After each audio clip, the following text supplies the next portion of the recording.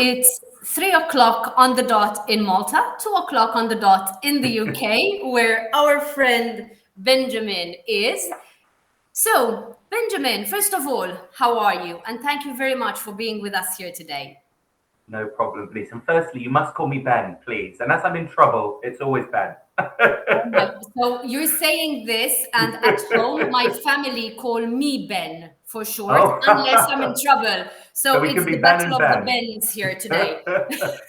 Well, Denise, it's really, really good to be here, and lovely to join you for this discussion. It's the tail end of what has been a really busy summer for us, and so nice to be back to, full capacity after so many years of interruption. So yes, it's a lovely time to be talking to you as we have our bit of time to breathe before our academic term begins next week.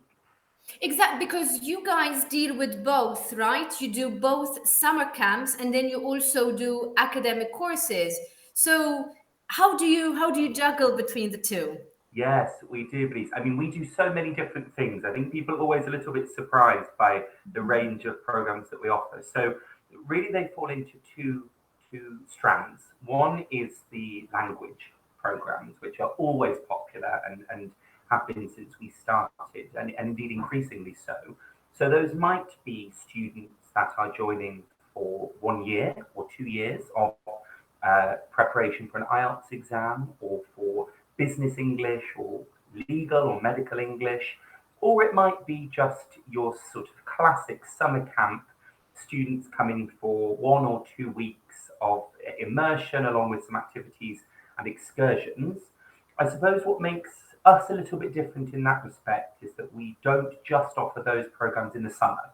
So I know lots of providers sort of pop up and have this really, really busy summer, and then it's much quieter for the rest of the year. We're very lucky that we offer that summer camp arrangement all through the year. So we have a week of breathing this week with just individual students. And then next week we have a big group of students joining us, partly from Thailand and partly from Malaysia. And they are taking what you would think of as a summer camp arrangement, although sort of inching away from the summer. And we will have groups doing the same thing all the way through this term until December. So that's when we become much more winter camp. So yes, they still have the activities and excursions, but lots more indoor activities to help mitigate this lovely British weather that we're so used to. So that's on the language side of things. So yes, in summary, both short and long-term students. And then the other side of what we offer is our academic programs. So those might be students studying with us full-time for A-levels or GCSEs, for example, or our foundation program in business. So those are all full-time programs that last for 1 or 2 years. In addition to that, we have a number of students at this time of year that join us for full-time IB retake programs, working towards the November retake session. So we don't have full-time permanent IB students with us throughout the year, but we do prepare students for those retakes. So generally they work quite intensively in 2 or 3 subjects between now and the retakes in November. So, and when you say, sorry, I'm stopping you, Ben, but when you say they work quite intensively, what do you mean by that? So what's the course duration? What are the hours that they are doing during the day? Well, does it mean that they are constantly stuck to their computers and their books and there's no time for excursions? Well, it depends a little bit, Denise, on how much they want to be challenged and also how much ground they need to make up. So for our full-time A-level students, for example, they are in classes from 9:15 to 4:45 each day. So it is quite intensive. And those lessons will be partly their A-level subjects. So generally they have about 20 hours of tuition in academic subjects across the 3 subjects generally they've chosen. In addition, they have embedded academic English and also some study skills. But also part of that time is for supervised study, so things like mock exams or assessments. So yes, they are kept quite busy, so a bit less time for excursions than our short course students. And would you say, sorry, I keep getting questions, no, but I did warn you in advance that I'm going to do this, so I'm covered. In terms of nationalities, would you say that there are particular student nationalities that tend to go for this perhaps more than others? What are your kind of strongest nationalities for this particular program, would you say? Well, I think we're very lucky, Benita, that we don't have one dominant nationality, which I know some places can have, particularly in the sort of seasonal cycle. For the IB retake programs, those generally are European students. So in this cohort, we have quite a number of students from Germany, from Switzerland, from France, and from Spain.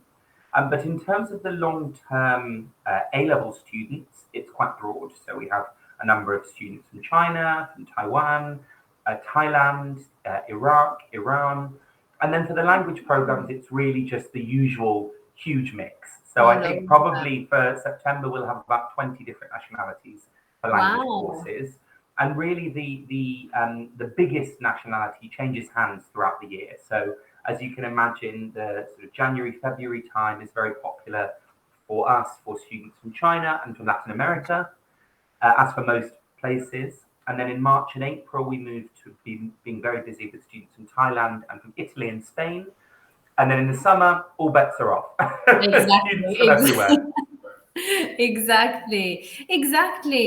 Okay, so you do have these academic courses which are obviously popular, but then you also offer long-term EFL courses, right?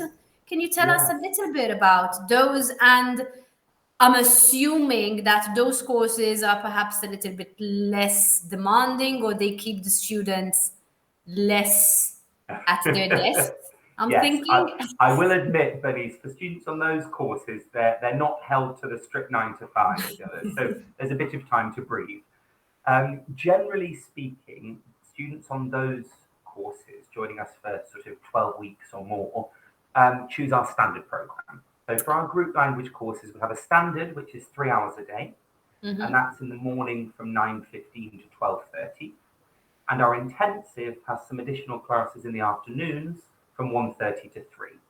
So even those taking the most intensive group option will be finished by 3 o'clock. So there's a bit of time for relaxing. But most long-term students in particular choose the standard option. So they work just in the mornings. That works really well, I think, for the type of student that this program particularly appeals to. So it's a much more adult demographic usually than, for example, our summer courses, where we have a lot of 16 to 25-year-olds. I would say generally the long-term students are 18 plus, although we do have some juniors. And so they are able to use them in the afternoons for work, if they live locally, for example, or for other study, if they're working towards a qualification in the subject, or for childcare, or just for exploring. So lots of people come for those courses and say they want to work quite hard, but they need to fit in their shopping or their visits around the UK and so on. So mostly they just do the mornings. The students that sometimes do a more intensive arrangement are often those joining our boarding school preparation programs, which is another sort of interesting combined course that we offer. Generally speaking, those are students that are hoping to transition from a school system overseas to the British system. I see. So they may already have an offer from a British boarding school, and the offer might say you have to reach this level of English by December, or it might just say we're not going to set a specific level you need to reach, but you have to do a 12-week pre-sessional with one of our approved partners. Or indeed, they may be just at the start of their transition and they may be hoping to apply for a British school at some point in the future and want to boost in terms of the language, but also support with the application process and support with placement tests or interviews. So we build all of those things into those courses. And exactly the combination of classes they take will be specific to the student or group of students. Okay. And when it comes to these long-term students, obviously one of the questions that arises very often, especially when we are talking to agents, is related to accommodation, because obviously they are there for a long time. They almost end up so to speak, living there. So obviously their accommodation options will probably be a little bit different, or their accommodation arrangements will be a little bit different from those of the students who come to your school for just a couple of weeks. What kinds of accommodation options do you offer, and which would you say are the most popular among your long stay students? So interestingly, Denise, the most popular for both long and short stays still continues to be host family. We've really seen such an explosion in demand for host families since we've been able to reopen following the various lockdowns. I think maybe it's partly because students feel that they are entering into a sort of a safe atmosphere. They've got a base here in Oxford, and they can really put down roots as soon as they start. So that is a very popular option, even for long-term students. And we have some hosts that just host very long-term students for us. So it's really a nice chance for the students to have a home away from home. And lots of those host families keep in touch with students that they hosted for us 5, 6, 7 years ago. And the students find it really, really comfortable. However, because a lot of our long-term students, as I mentioned, are over 18, privately renting is always popular. So whether that's renting independently a room in a halls of residence, and we do have several residences that we work with for long-term students. So we have an allocation that our students can draw on, or they can do it independently.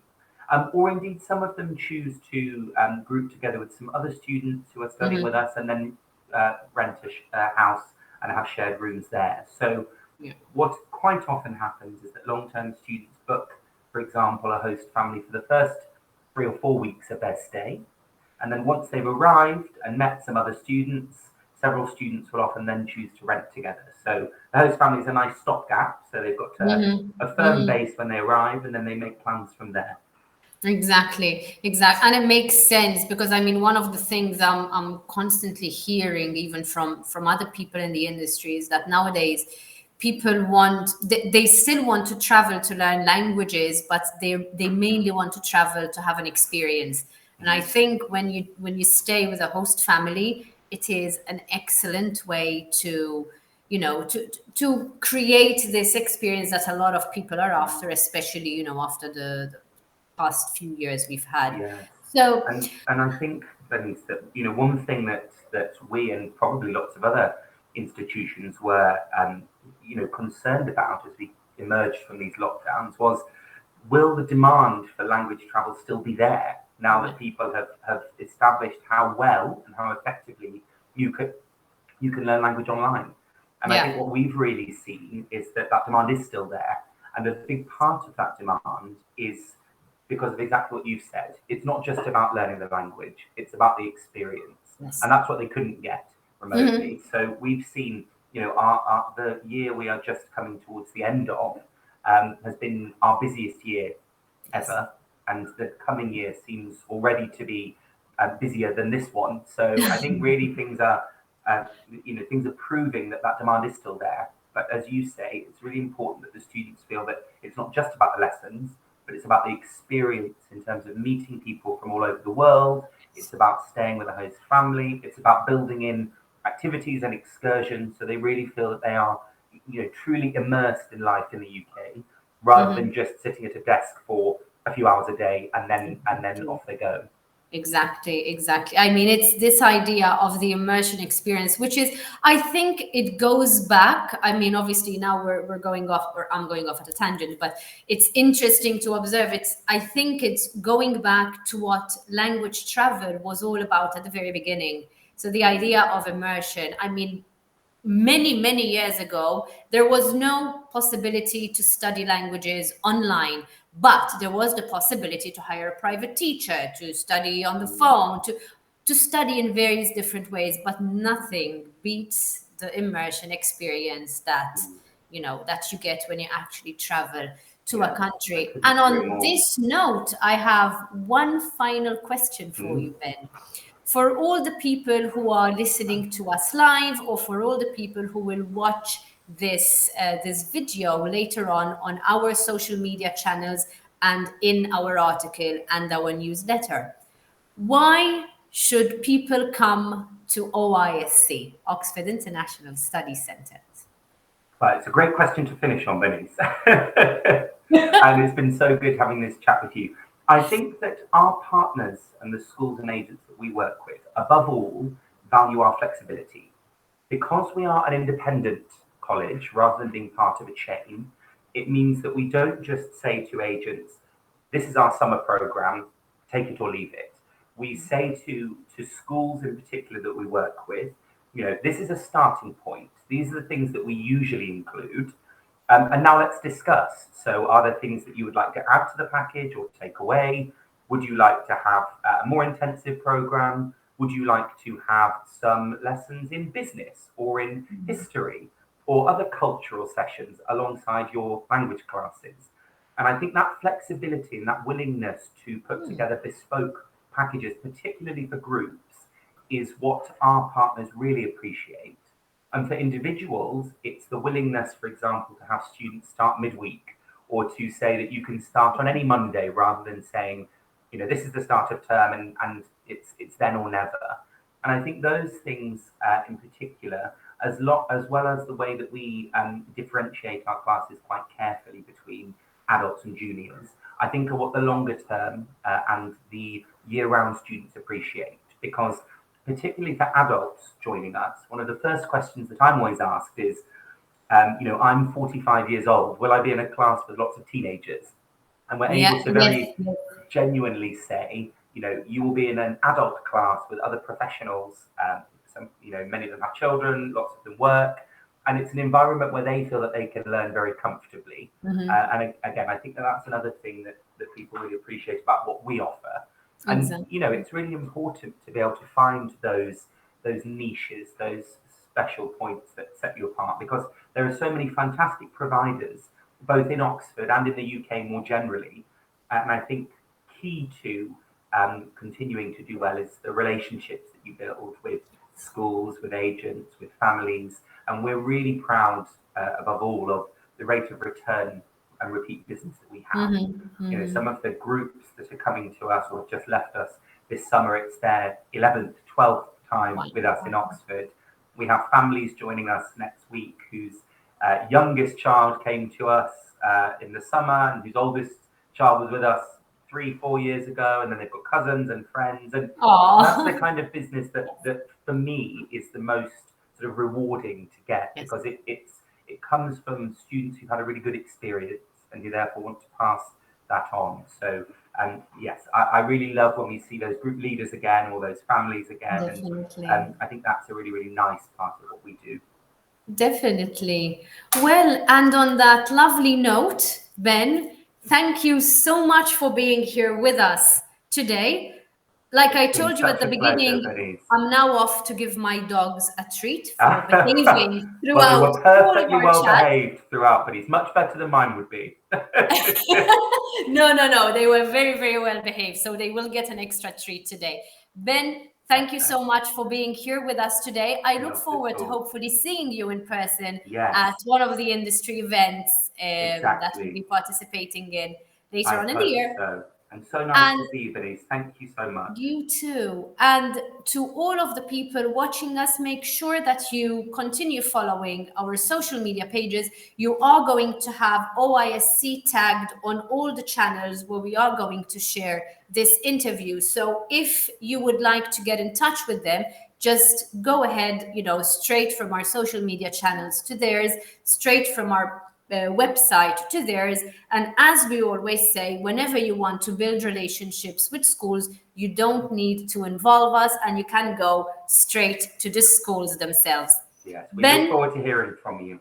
Once again, my absolute pleasure having you here today, and have a fantastic rest of the summer. Thank you. Lovely to see you, Bernice. Bye-bye. You too. Bye.